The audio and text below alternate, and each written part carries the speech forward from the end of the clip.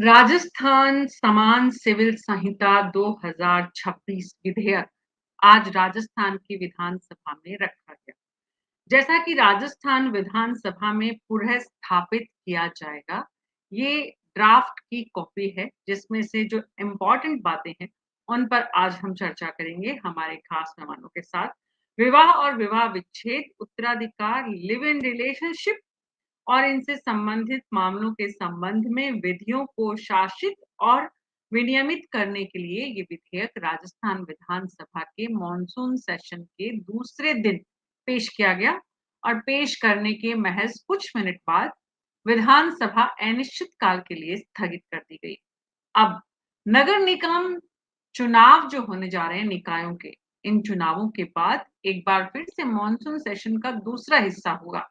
वो एक अलग बात है कि तब तक मॉनसून खत्म हो जाएगा और सर्दी आ जाएगी।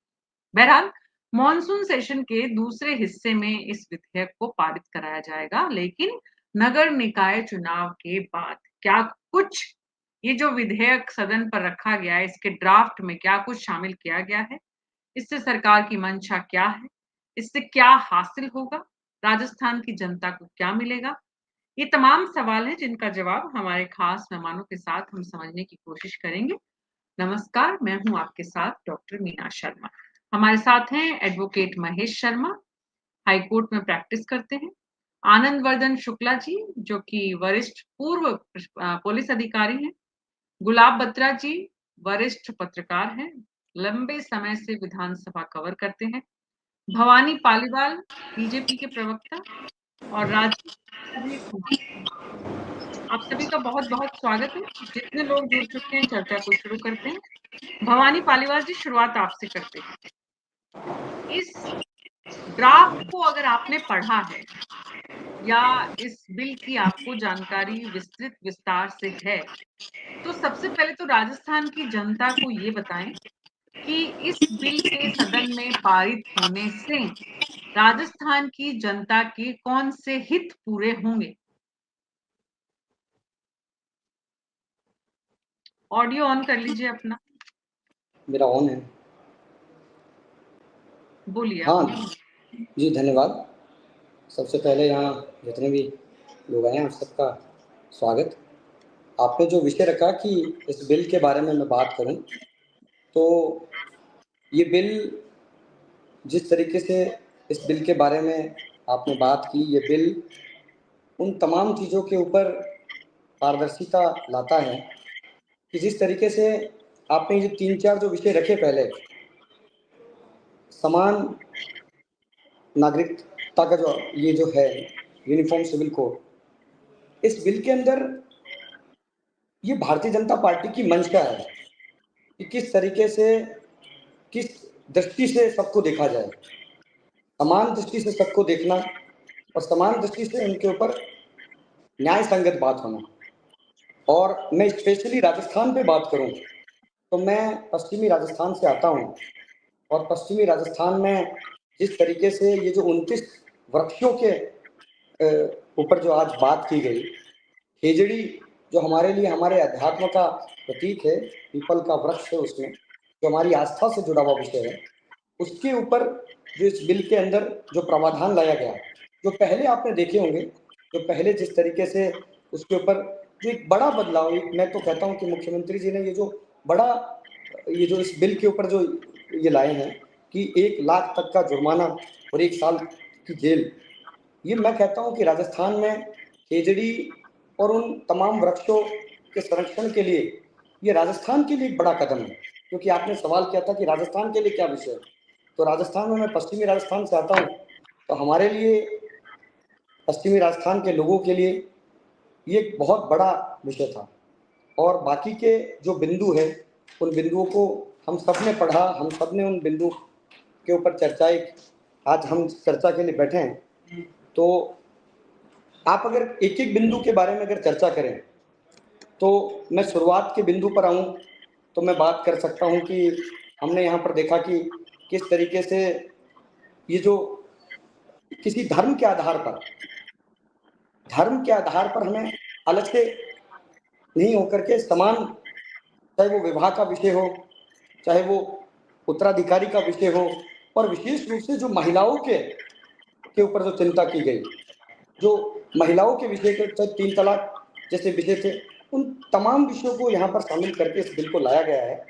और इस बिल के बारे में अन्य जो विशेषज्ञ हैं वो भी यहाँ पर आए हैं, तो आप लोग भी निश्चित रूप से यहाँ पर, आपने जैसे बताया कि आपने लंबे समय विधानसभा का कवरेज किया है, यहाँ पर आप पुराने अधिकारी भी यहाँ पर रहे हुए हैं, तो मेरा ये मानना है कि ये बिल राजस्थान के लिए नहीं, हर राजस्थान में रहने वाले हर उस नागरिक के लिए बड़े प्रसन्नता का विषय, बड़े हर्ष का विषय। राजस्थान विधानसभा में जो बिल पारित होगा, यूसीसी बिल, उसको लेकर विधायिका जिस तरह से काम इस पर करेगी, बीजेपी की प्रवक्ता ने जो जवाब दिया, उससे आनंदवर्धन शुक्ला जी क्या समझ में आया आपको कि राजस्थान की कौन-कौन से हित पूरे होंगे? देखिए, सबसे बड़ी बात तो ये है कि कोई भी नागरिक हो, किसी भी धर्म को संबंधित हो वो, अब सबके लिए अलग अलग कानून तो नहीं होने चाहिए ना। तो अगर ये प्रोविजन किया जा रहा है कि विवाह से संबंधित, तलाक से संबंधित, संपत्ति के बंटवारे से संबंधित, भरण पोषण से संबंधित एक कानून, यूनिवर्सल कानून आना चाहिए, तो मैं व्यक्तिगत रूप से समझ रहा हूँ कि जो प्रोविजन इसमें किए गए हैं, इस कानून में जो प्रस्तावित हैं, वो इनको एड्रेस करेंगे। कुछ चिंताएं बड़ी वाजिब थी लोगों की कि आदिवासियों के नियम कानून का क्या होगा। तो आप देखिए, इसमें एक प्रोविजन रखा गया है कि आदिवासियों के जो सिस्टम चल रहा है उसको हम डिस्टर्ब नहीं कर रहे हैं। आम नागरिक, वो हिंदू हो, मुस्लिम हो, सिख हो, ईसाई हो, उसके लिए कानून एक है। अब इसमें बहु विवाह प्रथा को भी रोका गया है, जो लिव इन रिलेशनशिप है उसको रजिस्टर कराना है, विवाह का भी पंजीयन करना है। तो ये सारे प्रोविजन मैं समझता हूँ कि भारत के नागरिकों के लिए, मैं राजस्थान की बात ही नहीं कर रहा हूँ, ये आवश्यक है। मैं मानता हूँ कि यूनिफाइड सिविल कोड आना चाहिए, और कुछ प्रोविजंस ऐसे हैं जिन पे चर्चा कराने की जरूरत है, कुछ इसमें विरोध भी है। धार्मिक विवाह संस्कार को लेकर कुछ प्रोविजंस हैं, भरण पोषण के भी संबंधित कुछ प्रोविजन है, तो इनके ऊपर चर्चा होगी। और निश्चित रूप से अभी तो सत्र बताने खत्म हो गया है, अगले सत्र में इस पर विस्तार से बात की जाएगी। और कहीं कोई प्रोविजन अगर छूट गया है, या कहीं लगता है कि किसी एक पर्टिकुलर वर्ग या समाज के प्रति उचित नहीं है, तो उस पर डिस्कशन हो जाएगा। और मैं समझता हूँ कि ये प्रोविजन जरूरी थे। आप देखिए, उत्तराखंड में लागू हो चुका है, और राज्यों में भी इसकी चर्चा चल रही है, आसाम में चल रहा है, बाकी जगह भी चल रहा है। तो मुझे लगता है कि यूसीसी एक दिन, और देखिए संविधान के प्रावधानों के तहत आप 14, 15, 16, 17, 18, 19 आर्टिकल पढ़ के देख लीजिए, सबको समान अधिकार दिया हुआ है। इसलिए मेरा मानना है कि यूसीसी जरूरी है। जिस वे में आया है, डिस्कशन होगा, विचार विमर्श होगा, यदि कोई संशोधन या कोई इसमें ऐड करना होगा, कोई डिलीशन करना होगा, तो वो चर्चा के समय आ जाएगा। एक पुलिस अधिकारी के अनुभव के रूप में मैं कहता हूं कि हमें भी बड़ी दिक्कत आती है कि हर आदमी के लिए अलग कानून, हर समाज के लिए अलग कानून। ये मैं समझता हूं जहां तक संभव है उचित नहीं। तो ये एक स्वस्थ चर्चा होगी, तो और मैं समझता हूँ कि इसमें कुछ ना कुछ अच्छा निकलेगा। यूसीसी का आना राजस्थान में और देश में एक अच्छा कदम है, भले ही वो बिल्कुल यही मेरा कहना है। जी, भवानी पालीवाल जी, जरा आप ये बताइए हमारे दर्शकों के लिए, राजस्थान की जनता के लिए, देश की जनता के लिए, कि अनुसूचित जनजाति को इसमें शामिल क्यों नहीं किया गया इस कानून में? वो क्या इस समाज का अलग हिस्सा है? इसका इसका उचित जवाब है जो आदिवासी क्षेत्र के रहने वाले हैं। मैं आपके पास आऊंगी, भवानी जी पालीवाल जी से इसका जवाब लेते हैं। हाँ हेलो जी भवानी जी। जी, आवाज आ रही है मैडम? हाँ जी, हाँ जी। हाँ, आ रही है, बोलिए आप। हाँ जी, हाँ जी। आपका प्रश्न दोबारा पूछिए, थोड़ी सी मेरी कनेक्टिविटी। अनुसूचित जनजाति को इससे दूर, इससे बाहर क्यों रखा गया है? क्या वो समाज का हिस्सा नहीं है? जी जी, वो निश्चित रूप से क्यों समाज का हिस्सा है, और समाज का वो हिस्सा है जो समाज का एक अभिन्न अंग है। तो बिल जिस तरीके से इस बिल को लाया गया और उसमें अगर अनुसूचित जाति के इस वर्ग को इसमें रखा गया है, तो निश्चित रूप से इसमें कोई बड़े विषय को ध्यान में रखा गया होगा, क्योंकि समाज का एक तबका है जो लगातार देश के प्रधानमंत्री जी भी लगातार इस प्रयास में है कि समाज के हर वर्ग को इसके साथ जोड़ा जाए, और समाज का हर वर्ग, तो हो सकता है कि ये भी धीरे धीरे इसमें इस प्रावधानों में धीरे धीरे इसमें जुड़े।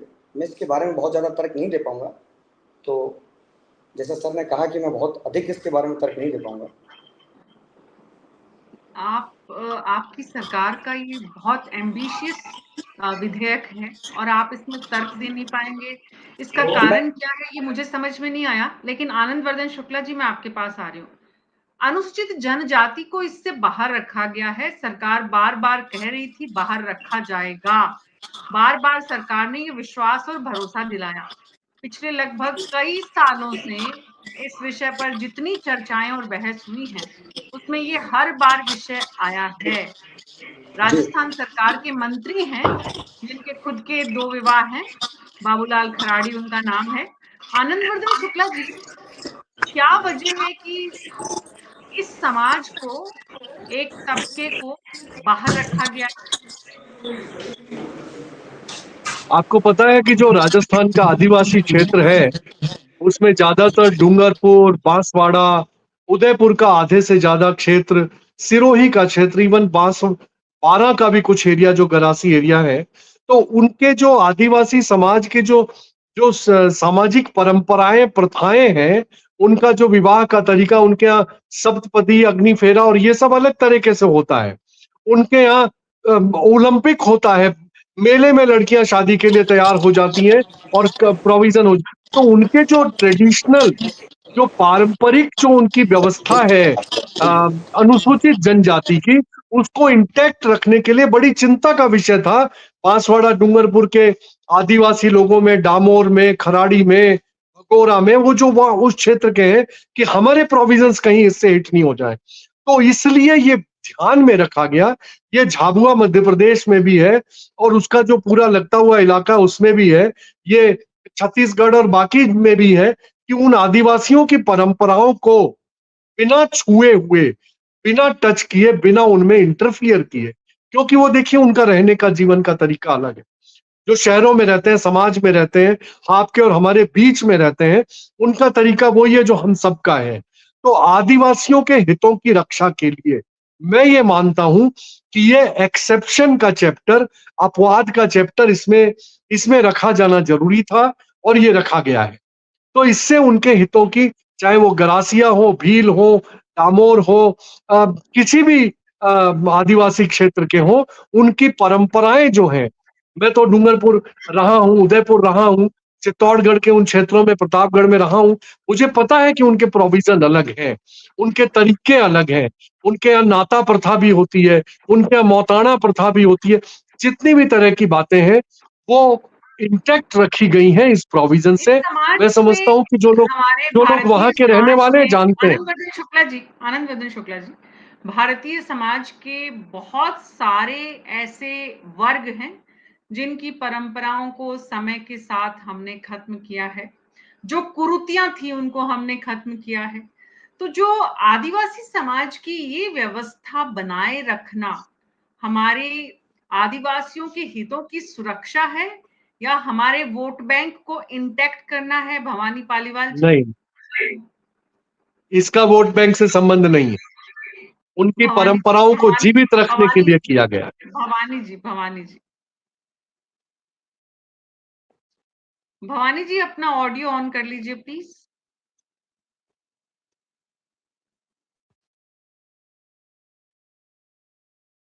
आपका ऑडियो चालू नहीं है भवानी जी। अब आ रही है आवाज? हेलो, अभी चालू हाँ, हुआ है। आनंद जी ने जो जवाब दिया, मैं भी पहले अपनी बात में उसी जवाब को दे रहा था। सर ने बहुत अच्छी तरीके से उसकी व्याख्या की, क्योंकि सर का उस क्षेत्र में अनुभव है, उस क्षेत्र से सर के लंबे अनुभव रहे हैं। और पोस्टिंग रही है वहां पे। जी सर, तो मैं जो सर ने जो बात कही परंपराओं की, तो उसी चीज को मैं आगे बढ़ाता हूँ कि ये जो आदिवासी क्षेत्र की बात हो रही है, यहाँ धर्म का चश्मा पहनते हुए वहां से नहीं देखा गया। वो एक पर्टिकुलर उस व्यवस्था को देखा गया है, पर्टिकुलर कल्चर को देखा गया है। वहां धर्म के आधार पर उनको अलग नहीं रखा गया है, उनको उनके कल्चर के आधार पर देखा गया है, उनकी व्यवस्थाओं के आधार पर देखा गया है, उनकी परंपराओं के आधार पर देखा गया है। और हमने लगातार देखा है कि लगातार जिस तरीके से हम समाज के उस तबके को हमारे साथ जोड़ रहे हैं, लगातार वो तबका मुख्य धारा में लाने का उनको जो प्रयास किया जा रहा है, और उसमें लगातार एक बड़ी सफलता भी मिल रही है। तो निश्चित रूप से उन सब चीजों को ध्यान में रख करके इसको दिखाया गया है। इसका कतई ये अर्थ नहीं निकाला जा सकता कि उनको अलग रखा गया है या उनको अलग थलग उनकी व्यवस्था को किया गया है। भवानी पालीवाल जी, विवाह की तरह ही लिव इन रिलेशन में रहने वाले कपल्स को, जोड़ों को ट्रीट किया जाएगा, इसका क्या मतलब है? नहीं, ये कैसे किया गया है? इसमें ये कहा गया है कि अगर उनका लिव इन रिलेशनशिप के बारे में कि अगर उनको पंजीकरण, वो उसको पंजीकरण के रूप से, क्योंकि हम जिस समाज और जिस व्यवस्था, सामाजिक व्यवस्था के अंदर हम रहते हैं, भारत एक परंपराओं से जुड़ा हुआ एक देश है, जहाँ पर हमने इस पद्धति को कि अगर आप किसी भी रिलेशन में हैं तो कम से कम उसका कोई नाम होना चाहिए, उसका कोई डॉक्यूमेंटेशन होना चाहिए। इसमें क्या बुराई है? लिव इन को रजिस्टर कराना तो एक अच्छी बात है मीना जी, अच्छी बात है, इसका तो आनंद क्योंकि वर्धन जी, सुप्रीम मैं ये कोर्ट का समझना निर्णय चाह आया रही है, हूँ, उसमें मैं लिखा है बीजेपी कि के उनके प्रवक्ता बच्चों को से भी वही अधिकार मिलेगा। मैं बीजेपी के प्रवक्ता से यही समझना चाह रही थी। दरअसल ये बहुत ही हाँ, प्रोग्रेसिव स्टेप है, जिसमें ये समझने की जरूरत है कि लिव इन में रहने वाले लोग स्वच्छंदता से इस समाज के पूरे इकोसिस्टम को जो है वो डिस्टर्ब नहीं कर सकते, इसलिए उनको व्यवस्था में लाने का ये प्रयास है। और ये प्रयास बिल्कुल। निश्चित रूप से ये अच्छा प्रयास है। लेकिन ये जवाब मुझे बीजेपी के प्रवक्ता से थोड़ा विस्तार से चाहिए, भवानी पालीवाल जी। दरअसल जी। सरकार की मंशा क्या है इसके पीछे? लिव इन में रहने वाले लोगों को इस तरह से कानून के दायरे में लाकर सरकार क्या समाज में संदेश देना चाहती है? देखिए, इसको व्यक्तिगत लिव इन से जोड़ करके नहीं देखा जा सकता। जैसा कि इस पूरे बिल में ये दर्शाया गया है कि सबके लिए समान कानून होना चाहिए, सबके लिए समान कानून की व्यवस्था की गई है, और जी आप हाँ, उसको बिल्कुल। उसी के अंतर्गत देखिए।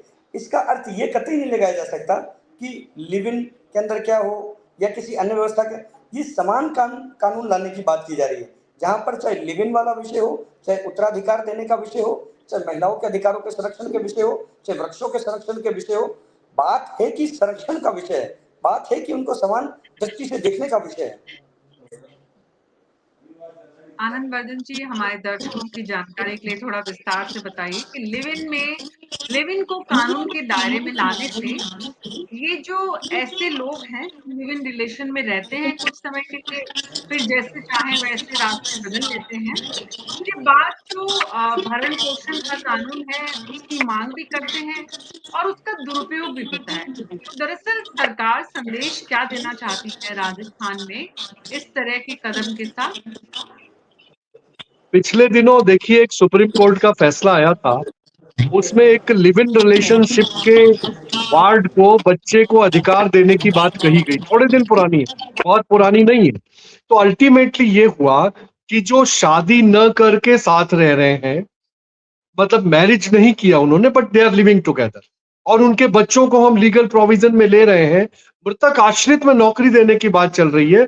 तो सरकार का ये कदम बिल्कुल उचित है कि लिव इन रिलेशनशिप को भी रजिस्टर करवाया जाए, उसको रिकॉर्ड पे लिया जाए। तो मैं नहीं समझता कि इसमें कोई समस्या है। अगर कोई नई शादी करना चाहता, साथ रह रहा है, उनके बच्चे हो रहे हैं, तो लिव इन रिलेशनशिप को रजिस्टर्ड कराना इस प्रोविजन में, यूसीसी में रखा गया है। मैं समझता हूँ कि अच्छा कदम है। अपन ये मान के चले कि समाज में अव्यवस्था को रोकने की दिशा में एक कदम उठाया जा रहा है। तो अब जी, तो विवाह को भी रजिस्ट्रेशन करना कंपलसरी कर दिया है। अब आपका विवाह बिना रजिस्ट्रेशन के लीगल नहीं माना जाएगा इस प्रोविजन के आने के बाद। आप किसी भी धर्म से हो, आप सिख हो, ईसाई हो, मुस्लिम हो, हिंदू हो, जैन हो, बौद्ध हो, आपको इतने महीने के अंदर अपने विवाह को रजिस्टर कराना है। अब लिव इन रिलेशनशिप को भी रजिस्टर कराने की बात इसमें रखी गई है। इवन बच्चों द्वारा माता पिता के भरण पोषण की व्यवस्था, मेंटेनेंस का भी प्रोविजन इसमें रखा गया है। तो मैं समझता हूँ प्रोविजन अच्छे हैं, और विधानसभा में इस पर विस्तार से विचार होगा और निश्चित रूप से अच्छा कोई उपाय निकल के आएगा इसका, मैं मानता हूँ। अच्छा कदम, नाइस भवानी स्टेप। पालीवाल जी भवानी पालीवाल जी अगर इतनी अच्छी बातें इस बिल में हैं, तो निकाय चुनाव का समय निकालने की ज़रूरत क्यों महसूस की गई? अभी सत्र को थोड़ा लंबा करके अभी इस पर विचार-विमर्श क्यों नहीं किया गया? अभी विधेयक को आगे क्यों नहीं बढ़ाया जा रहा? देखिए, ऐसा मुझे तो नहीं लगता कि इस बारे में ये सोचा होगा कि चुनावों का और इस बिल का आपस में कोई लेना-देना नहीं है। चुनाव एक प्रोसेस है, पर लगातार चुनावों के बारे में जब चुनाव नहीं हो रहे थे, तो ये सवाल था कि चुनाव क्यों नहीं हो रहे? अब चुनाव हो गए, उसके बीच में अगर बात हो रही, तो देखिए, ये विधेयक के बारे में जो चर्चा है, वो कोई एक दिन की चर्चा नहीं है और ये कोई निकाय चुनाव या पंचायती राज चुनाव, मुझे लगता है कि चुनाव एक प्रोसेस है, वो होते रहते हैं, पहले भी हुए हैं, लगातार हो रहे हैं और ये जो बिल है, ये एक बहुत लंबे समय से इसके ऊपर अध्ययन हुआ है, इसके बारे में बहुत बुद्धिजीवी लोगों ने इसके बारे में सोचा है, इसके बारे में लंबी चर्चाएँ चली है और उसके बाद में इस बिल को लाया गया है। निकाय चुनाव, पंचायती राज के चुनाव, मुझे नहीं लगता कि इससे इसका कोई बिल से संबंध थोड़ी है इसका। इसका कोई संबंध नहीं निकाला जा सकता। आनंदवर्धन शुक्ला जी, अभी मेरा तो समझना हमारे दर्शकों की जानकारी के लिए ये समझना ज़रूरी है कि मॉनसून सत्र शुरू हुआ, 2 दिन सत्र चला, आपने सदन में बिल रखा और उसके बाद अनिश्चितकाल के लिए विधानसभा स्थगित हो गई। अब कहा जा रहा है कि निकाय चुनाव संपन्न होने के बाद ही बात आगे बढ़ेगी। ये इतना गैप क्यों दिया गया है? दर्शक और राजस्थान की जनता ये समझना चाहती है। आप भी समझ रहे हो क्यों दिया गया है। इस पे विचार होगा, चर्चा होगी। इलेक्शन जब चल रहे हैं उसके दौरान नया कानून बन नहीं सकता। आपको पता है कि इस समय नहीं पास होगा वो। पास होगा तो रोका रहेगा। तो अच्छा है, इसमें विचार विमर्श का टाइम मिलेगा। सभी सभी लोग चर्चा करेंगे।